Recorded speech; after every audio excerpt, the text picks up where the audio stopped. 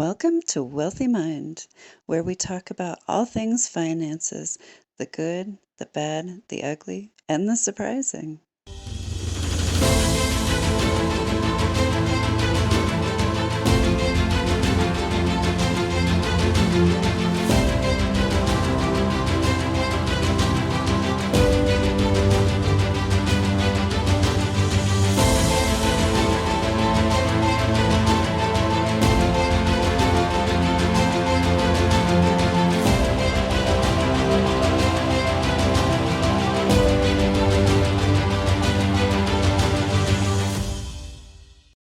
Welcome to Wealthy Mind. I am your host, Misty Rose Gold, International Success Coach. And here at Wealthy Mind, we love to help you create and maintain a wealthy mind. Today, I have a special guest with me, Debra, and we're excited to have you. Thank you kindly. Would you please share with the audience your full name and what do you do? Debra Morrison, and I am retired from 42 years boots on the ground, serving high net worth clients as a certified financial planner and asset manager. With my master's in retirement planning, I'm also a certified grief coach. And after I sold my business, Misty Rose, in 2020, I have now coached mature women around their money, enhancing their confidence so that we can enjoy our later years. I love that for you because you are a confident lady Right and now. you have your energy is I'm a go-getter, I'm confident, but I'm also like I'll be nice to you. Exactly. I'm wanting to create safe space for as many women as possible around money because it's so often not a topic that people feel safe discussing. And so I'm hmm saying, come on in, the water's fine. I got you. hmm hmm Yeah, when I started the podcast, I was like, "Oh, goody. We all get to learn more about money." Exactly. Exactly. Yeah, including myself. I'm like, this will be fun. I get to learn more. Everybody gets to learn more because we're just not taught. So I have a No. mixed I have a mixed audience. I appreciate that you work with mature women to help them with Mhm. their finances, but I have a mixed audience, so I would love to talk about some topics that will be appropriate for everyone. Um, Something that you and I discussed in our pre-interview is money and money as a tool, but money is also energy. So which one of those would you like to start with? I've got to start with money as energy because this came to me at a very young age. At age 8, my Mm, aunt took me to the New York Stock Exchange. And I was raised on a humble farm on the Pennsylvania Ohio border. We hadn't been to New York City. And of course, I was gobsmacked with all of the buildings and so forth and the hustle and the bustle. And we went to the New York Stock Exchange, Misty Rose. And I'm telling you what, my nose was just pressed right against the plexiglass. I couldn't get close enough. We were up high and looking down, and the fist pumping and the shouting and the lights flashing and the paper tickets in the day up to men's calves. White men is all I saw. And I couldn't believe it. I'd never seen anything like that. And it was so mesmerizing. They had to pull me away. And I said to myself at that moment, I'm going to be part of that energy someday. And I've spoken of money as energy mm. ever since.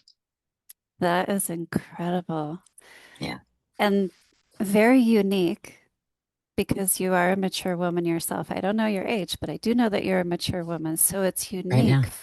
for your generation to view money as energy. Like it's more common in the 20s and 30s these days, but Yeah, not in the yeah, higher numbers. So I'm kind of on yeah. the border. I'm 45 years old, so I'm on the border there, but I definitely view it as energy myself. I have a lot of Yes. logical conversations with people, and then when you're like, "Oh, money is energy," they're like, "That's woo-woo." I'm like, "No, science, like energy is science.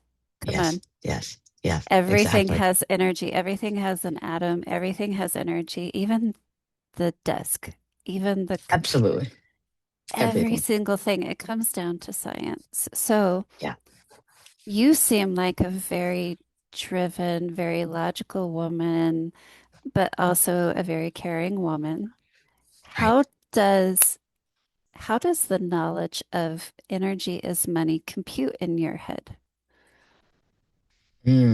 Great question. I had the luxury of having my maternal grandfather gift us grandchildren shares of stock. It was in the day about $1,100 worth of stock, and there were three different stocks. And when he handed me those certificates, his hands were trembling, and he was not an emotional man. And he said, Debbie, don't sell these until you have to. And I just looked at his hands and I knew my grandfather. He was just not that kind of a guy. And I thought, Mhm. there's more to that than paper. And so the significance was not lost to me. And then I go to the stock exchange and I see this activity. I put four and four together and say, wow, this is powerful.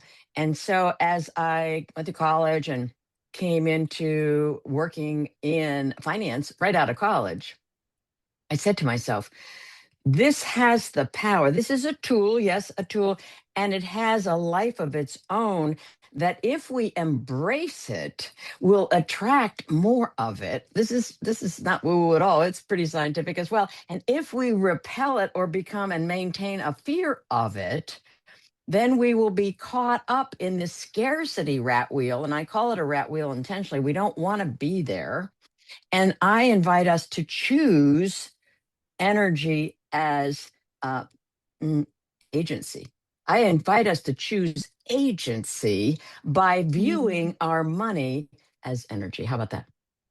Mm. I appreciate it very much. And I appreciate that you're not a woo-woo person having this Yeah, conversation with me. right. Exactly. Exactly. For those of you who can't see Deborah, she's in a suit. She's just neat and tidy and looks like a badass powerhouse woman. So, Well, I think once we have our attitudes set, Misty, the aspect is our wealth begins in our mind, right? Or the lack of wealth, right, begins in our mind. Now, I get it. Women were yep. not socialized around money. And so we have familial, we have religious, we have cultural, we have all kind of overlays. And many of the thoughts that we have still ingrained in our minds and in our hearts are really not our own. We Mm-hmm. kind of came into them, and Mm-hmm. until we address the fact that we have a choice as to how we view this, just like we have a choice on everything, Mm-hmm. we then could be subject to those neuron pathways that have been grooved so many days, months, weeks, years, decades that have not been empowering. And I'm here to say it's never too late. I'm pushing 70 years old, about 3 weeks from 70. And I have never found an individual come to me with a financial challenge that I couldn't lend assistance and give them hope, because there's always hope. It's never too late. Mm-hmm.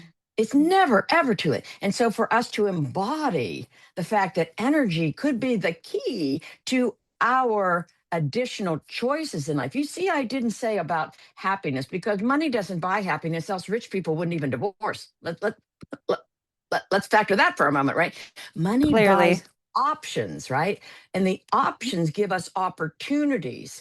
And so I am a completely option hungry person. I want options for myself. I want to give options to people with whom I'm coaching and speaking, because Mhm. that feels empowering. When you think about a choice, Mr. Rose, you think if you have only two options, like, oh, A or B. For those of you who can't see me, I'm just kind of doing this kind of, cockeyed, Blah blah. Yeah. one or the other, right? And it's almost a D if you do and a D if you don't. But once you enter that third and the fourth option, well, it's either A or B or C or D. And now it sounds trite, and yet try it. Try it on for size, because I think you're going to enjoy it. I was raised on a farm. Weather was always a consideration. You could have your plan set a week in advance, and you look up in the sky and the clouds are forming. Boy, you just switch into a whole different gear. So we always had a plan A, plan B, plan C, plan D. And sometimes we just had to come up with a plan F. And Mm-hmm. so that's what money can afford us, is that we don't end up ourselves in kind of what we would consider pressure or emergency situations. We've thought Right. about it ahead of time. Yes. Yes. And I love opportunities. So I function in the realm of unlimited opportunities, which is great and wonderful. And that's scary for a lot of people. It can feel Yeah. very threatening. Yeah. Um, it's surprising and not surprising how unlimited opportunities can feel threatening, but it's the unknown. Yeah. You haven't done that yet. You haven't been there yet. So I don't know what to expect. So it might just be Yeah. easier to stay stuck where I'm at. And I can tell you through all of my personal development, all of my development with money and in business, that when you reach different levels, it can do weird stuff to you. Like it, money is an amplifier. It does amplify everything that's inside of you. It Yeah. can amplify good stuff, it can amplify the dark stuff. And you just kind of have to work through it and make a choice. Yeah. I'm going to work through this darkness and land on the good side of things once again, or I'm going to sit in the darkness and stay there and become a miserable, icky person, right? So, Yeah. Yeah. um, we all have those choices at each level of our financial, personal, and business growth. And I hit those myself, and I never know what to expect because it's always different. Yes, exactly. Always. Now, let me lend something here, if I might interject. You see, in life, there's always uncertainty. Hmm. Now, I'm kind of like the queen of analogy. I always bring things right down to English. I translate financings in English, and so I talk to women about, uh, uh, and men that aren't schooled on money because there are a host of them. Uh, Hmm. let's follow a recipe. If you want a souffle, get a souffle recipe. You don't open your spice cabinet, pull out coarse ground pepper, black pepper, and cinnamon for a beef roast. It's just not going to work. They are ingredients, but they're not the right ingredients to get you where you want to go. So I want to disabuse us of this notion because I bring things back to common sense always. You see, I was raised Mm. on a farm and money was always over here in this silo for many women, right? We have common sense. I think we're hardwired with common sense. And so, guys, gals alike, we have a lot of common sense, most of us, right? And yet, somehow, because of the taboo that we've been raised with, or we've adopted, and we've been afraid of about money, is over here outside of our periphery. And we can't really bring money into our wheelhouse. And I'm saying, bring it into your wheelhouse because it is unbelievable how we particularly consider ourselves as having to never make a misstep financially. We make missteps raising kids. We make Hmm. missteps preparing meals. We make missteps in our automobiles from time to time, get into a fender bender. We make missteps taking a course that we never even opened the book on, listen to the videos with. We make missteps in every facet of our life. And yet, somehow, when we make a financial misstep, we castigate ourselves, call ourselves a loser subconsciously or consciously, and we just sit back and say, I'm not doing that again. That really hurt. Guess what? Get back on the bike. If Mm. Warren Buffett can admit to $6 billion, that would be with a B, missteps, who are we to imagine we're going to do this thing called money perfectly? Get over it. You won't. Now that resets our mindset. I was a bit harsh. That resets our mindset. And I think it cleans the slate, clears the slate, and says, okay, let's push our sleeves up. Let's figure this out. Let's Hmm. go ahead and take judicious strategic steps. And when it doesn't work out as planned, we have a choice to stop, analyze, get some help, pivot, and try, or not try, but proceed with the next alternative. I can't Hmm. express that enough. We must disabuse ourselves of this need for money to be in this separate category from every other facet of our life, all of which is uncertain. Mm. Well, I love, love, love your fire. So I'm just like, preach. Come on, keep preaching. Yeah, Because exactly. it's, you're preaching to the choir here, but I'm also absorbing your information. Yeah. The way that you deliver it is so unique and so powerful and just it cuts to the point, right? So it does come down to how we view money and how we think about money. So we want to encourage every single person listening, male or female, to Right challenge your now. beliefs, challenge those beliefs around Exactly. money. A lot of us feel like unless we're born into wealth, a lot of us feel like money is a limited supply, Yes, but that is not true. it's not in the least. And actually, when we are introduced and experience, Mr. Rose, a win, it is such a teacher because we've all had missteps Mm-hmm. and we have little scars on our back. I've got them and I'm in the business. And so, yeah, when I show investors a win, so systematically invest, pay yourself first.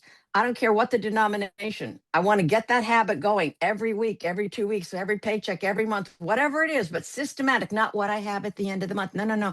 Every month or every period, put away a certain amount. And when we put it away in a dividend issuing financial investment, just as an example, let's say we put $100 in the first month and that gets a little dividend of $2.13.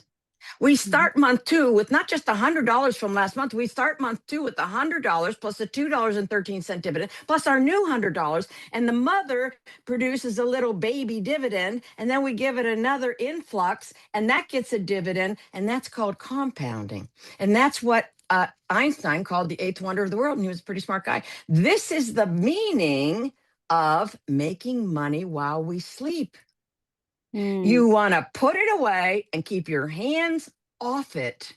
Just like if the recipe for a chocolate cake says 360-degree oven, 1 hour, you do not mix up all of those expensive ingredients and your time, throw it in the oven, and after 15 minutes, jerk open the oven door, pull it out, and expect a cake. The recipe said 60 minutes.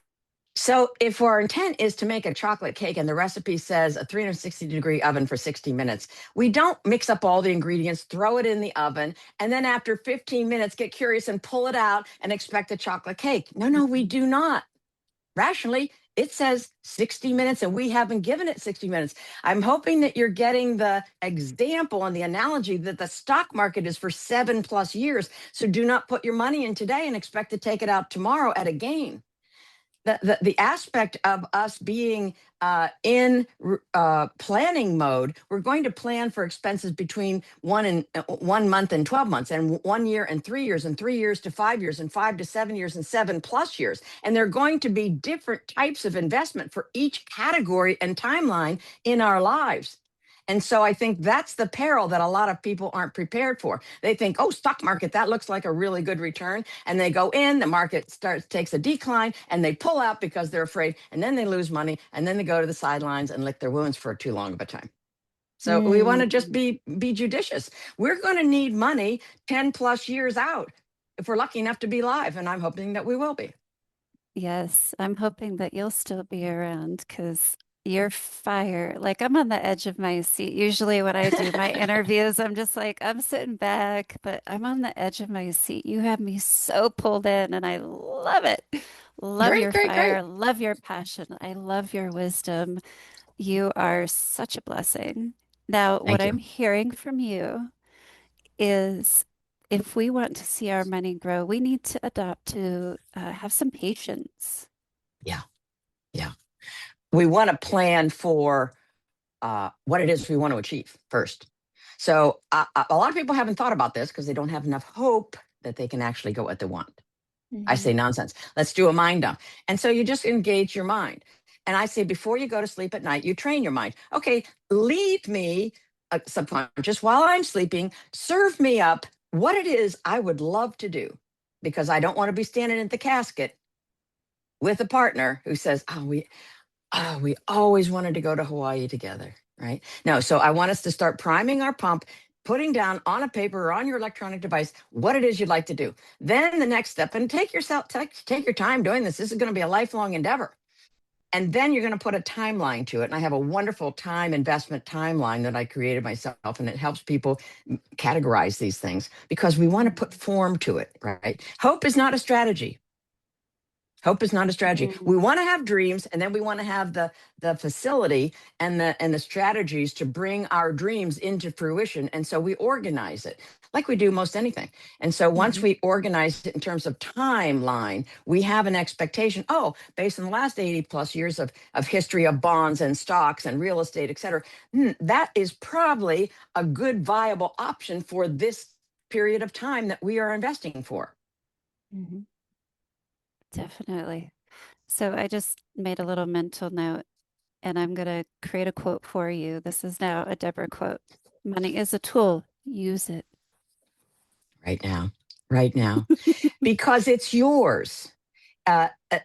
You say money is the tool and agency is my preferred outcome for each and every one of our listeners. I want Mm, you to take agency.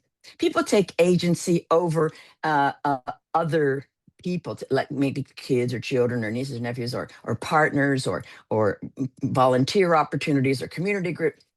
People are tending to be outwardly focused, and a lot of women outwardly focused to their own detriment. And I want us to come home to ourselves. What would make us happy? What would light us up? Because I think the hope has been tamped out of us, like in the Great Recession, '07 and '08. 401ks became 201ks. People lost a lot of money and hope. And then the pandemic and but. So I'm going to invite us to hope and to dream and to allow money to play its valuable role in getting us there more swiftly.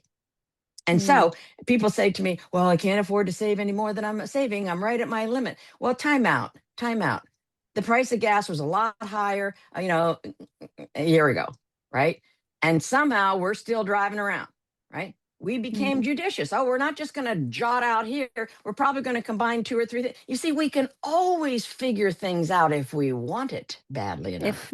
If we want to. Yeah, Yes. yeah. And so, and if we, Dr. Joe Dispenza, perfect example, and there are others that say this, the brain does not understand the difference between something that we actually, imagine and reality. So why wouldn't we imagine that we're going to have an empowered relationship with our money and we're going to achieve things and buy things and experiences that are going to put joy in our life? Because the thought of being at any age and dying 20 years later because we just existed that last 20 years is just it's so wasteful, and I don't want that for anybody when there's actually hope on the way. We must take the next step, however. We must break state from whatever that neuron pathway that's grooved that says you're not enough, it's too late, you're too stupid, you messed up, whatever nonsense. Shed the shame, forgive yourself. Warren Buffett forgives himself. So let's be in the game. Mm, mm. Yes. Oh, you're fire, girl. Um, would you explain to the audience, please, what does agency mean to you? Oh, taking radical responsibility. you know Mm, um I don't like the notion and the picture in my mind of a person who's not empowered financially and they're over here in the passenger seat, right, and someone else is driving the car. They may not even know who it is. Maybe they're their parents. Somebody else is driving the car, and so they're kind of like a marionette. Somebody else is pulling their strings. I'm like, move, slide right over. No, if you have bench seats, slide right over, take the steering wheel, and you decide where you're going and what turns you're going to make to get there. And mm, most of us have a navigation system now.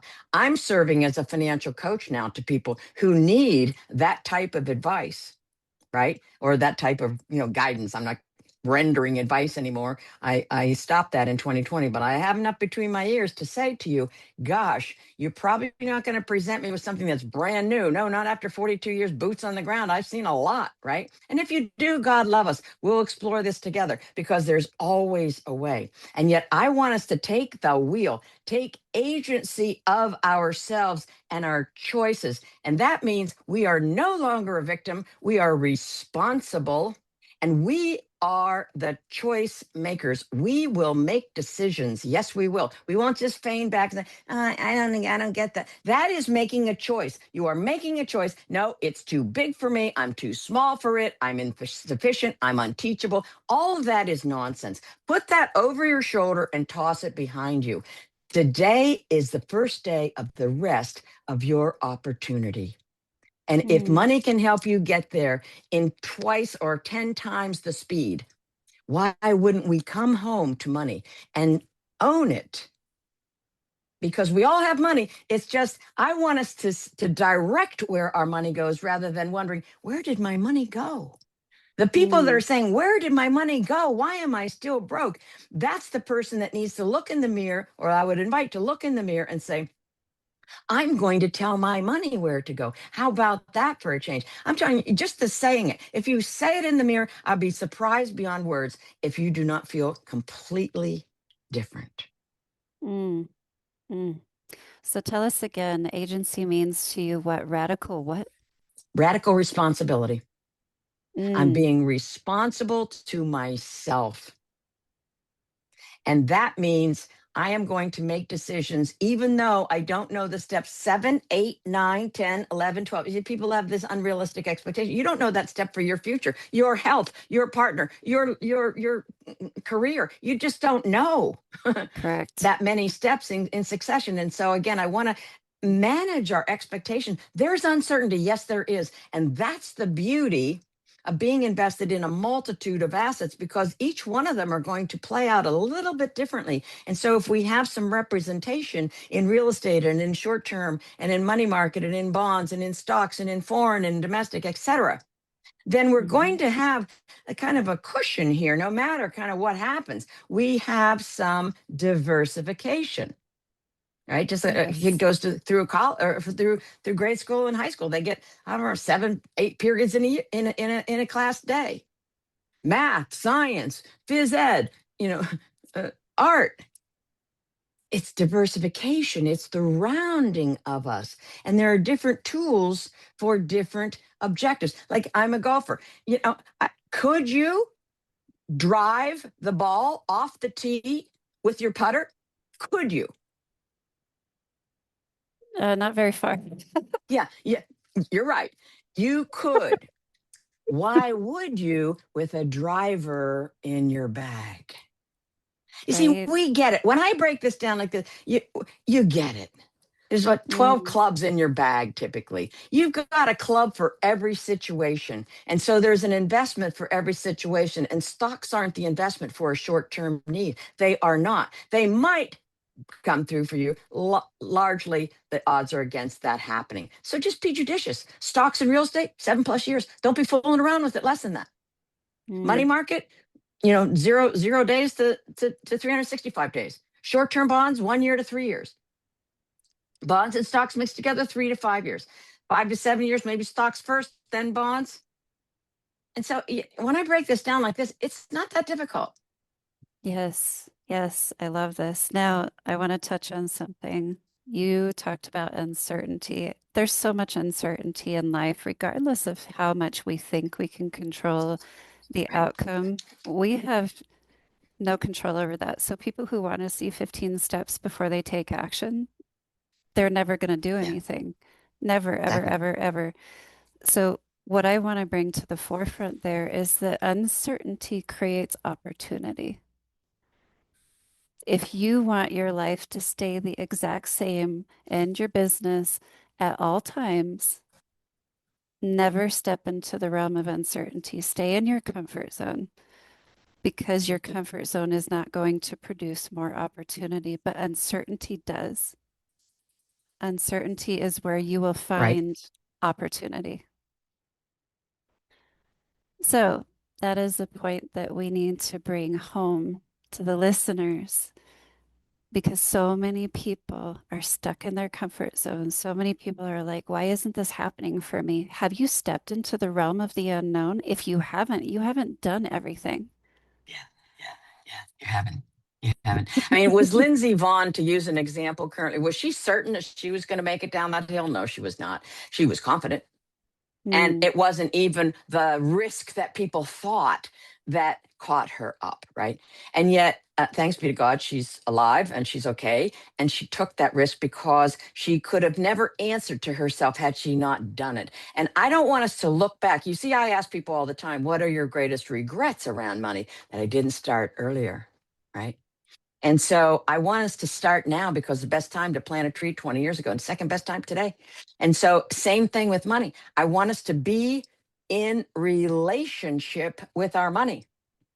And so I speak of, and that becomes a tool for our overall wealth. And if I don't mind saying, I speak of wealth as comprised of 5 components: physical, mental, relational, spiritual, and financial. Yeah, wealth And I isn't just about money. exactly, because once a person loses their health, boy, the focus gets really shifted. It just Hmm. shifts. And a person, I mean, I dealt with clients, I dealt with people, and their partner would call and say, I think we're into the early stages of dementia. And then I took Mm. action. I had to take action. Well, let's protect these assets. Let's have a directed person, et cetera. Life happens if we're lucky, and then we die. And then we have situations all in between in terms of severity. And so let us be about imagining that we're intelligent people. We use common sense. Let's gather our information from trustworthy sources, not sources from a person that's going to make a commission as they sell you the 4th annuity. No, no. I want to cut out that conflict of interest altogether. Oh, I got this free advice. Guess what? How's that free working for you? No, Mm. people paid me a goodly fee, minimum $10,000 a year in practice, 20 and 30,000, many of them every year. And it wasn't because I had a cute smile. It was because I gave them a return on their investment. And so if you value your future and you want to get to those wish list items, those things that would put a lift in your step and a smile on your face, and give you a lifelong memory with the people most important to you or the causes that you are so passionate about, then get a fiduciary coach or a fiduciary planner who's going to give you unbiased. Misty Rose, this is what you're telling me. These are the goals that you're outlining. It feels to me like you've got this choice, that choice, that choice. We want to be in a state of prioritization. Think about it, come back. We're going to mix it up. Like we're going to determine a recipe and we're going to start investing like that. We're going to see if the investments you now hold match your goals. And if they do not, bam, out the door. Mm. And then we're Mm. going to replace them with something new, always being aware of taxes. And so the issue is once you have an investment advisor like that, a fiduciary whose obligation contractually and in their heart is to the client first. I know this is going to shock many of your audience. A broker and an insurance agent do not have your best interests in mind. You are not the primary person to be served. By contract, they don't sign anything like that. Fiduciary signs that. And Mm. so, would you rather be like after your broker's boat payment? Or would you rather deal with a fiduciary who's saying, I had 34 clients, I had 34 agendas, and not one of them was mine? So I want to make a distinction here between fiduciary, zero commission. And here's how you have to ask the question now, because people are skinning around it. Professionals are skinning around and saying, I'm a fiduciary. And then they have a separate company over here in which they sell you a big fat insurance policy and a big fat annuity and earn 3 times the fee they charge you in commission. So here's the question, and it's on the customer, the consumer to ask it. And I'm sorry about that, but buck up. Here's the question. Mr. Ms. Advisor, if I do business with you and at any time I buy a financial product, will you earn a commission or a referral fee or a kickback on that purchase? Yes or no? It's a simple question, and the answer should be monosyllabic. And if it's yes, get thee hence, seek out a different person. And if it's no, you're my objective, and we're going to give you products and services that serve your needs. Mm. And I'm not making commission. I'm making a fee based upon my experience. And the fee only planners and the fee only coaches have on average 23 years experience. I think if you got a bad diagnosis, you are not going to your nephew who might graduate a residency next month. No, you're not, because you understand the significance of the risk. And I am telling you that most Americans are one poor financial decision away from bankruptcy, Mm. right? Yeah, that is a And so tragedy. let's not go there. I Let's not go agree. there. I agree. So you had me on the edge of my seat throughout this interview. I Good. know that you're going to be compelling for the audience. and they either get it or they don't. And that's just where it hangs out. So, as a coach myself, I work with business owners. It's a different lane, but we're in a similar industry. Absolutely. I say my piece and I leave it because there's no convincing that I can do. If people get it, they get it. If they don't, they don't. And Yeah. the right people are going to get what you're putting down because Exactly. Yeah. I'm Yeah. loving it. So, let's go ahead and wrap things up. Good. And before we close, I would like you to share one way that the audience can get in touch with you. We'll put all the other stuff in the description of the podcast, but just one. What's your favorite? I love my website. We are revamping it and it is snappy. It is called wecandoitwomen.com. And for the guys, I gave a TEDx talk actually called Feel the Financial Fear and Do It Anyway. And it was largely to give women the perspective that we weren't taught about money. So it's not your fault and yet it's your responsibility. And I called the guys into the action at the end in particular and said, guys, if you're in relationship with a woman who's struggling with this, I want you to be empathic and to partner with her because it is going to be a beautiful union of the two of you to be in tandem.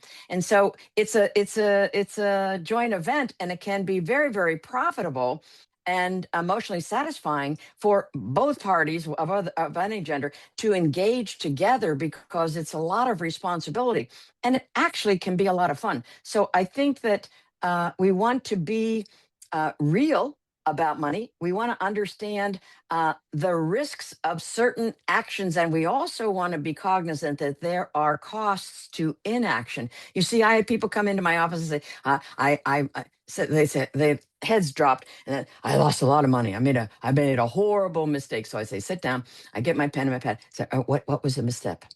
I would say misstep because mistake is like metal in the ground. We can see it. It's there forever. Now, misstep, we're stepping. Okay, we took an off ramp. Didn't realize it. Maybe realized it, chose it, realized afterwards, off ramp. We are still stepping. We are still moving. We are not paralyzed. My dear late friend, Dr. Susan Jeffers, wrote the book, Feel the Fear and Do It Anyway. And she says, when so many people are out there doing something new in life for which they are not trained, and yet they are succeeding, we must conclude that fear itself is not the problem, rather, how we hold the fear. And she has a pain Mm, power continuum. I invite our listening audience to go and check that out. It gives us the latitude, Misty Rose, to say, if we end up over here in this defeatist negative aspect of our money, we have the choice because of Susan's continuum. Oh, we can move into action and choice. You see, it's a continuum. Yeah, everybody's going to have some various emotions. And yet I don't want us to take up residency on this negative end. I want us mm, to understand that we can slide over, seek out the advice of a person that's going to listen to your concerns, hear your past missteps, have empathy for them. And I use my grief coach skills all the time to say, let's move forward. Let's mm, move forward because the forward is that's the magnificent amount of viewing area in a vehicle. Your front windshield, is huge, right? mhm, I don't want us mhm, looking up here in the back rear view mirror a lot, right? That's like not going to get us anywhere. And so I want us to look forward for the opportunities. And I invite us to do nothing short of that. Let's start today. Let's start with something small. Get a financial win because wins beget wins, beget wins, mhm, beget wins. mhm. Yeah, let's leave it there. I honor you. I appreciate you. I value you. Your fire is addictive. Like, I'm just like, preach, Tuck. Give me We can more. do it, women. We can do it, women. Guys, you can do this. Yeah, Women, you can do this. yeah. Everybody can do this. So, in the words of Deborah, money is a tool, use it. And check out all of her stuff. Just go do it. Like, it's okay. It's okay that you don't know what you don't know.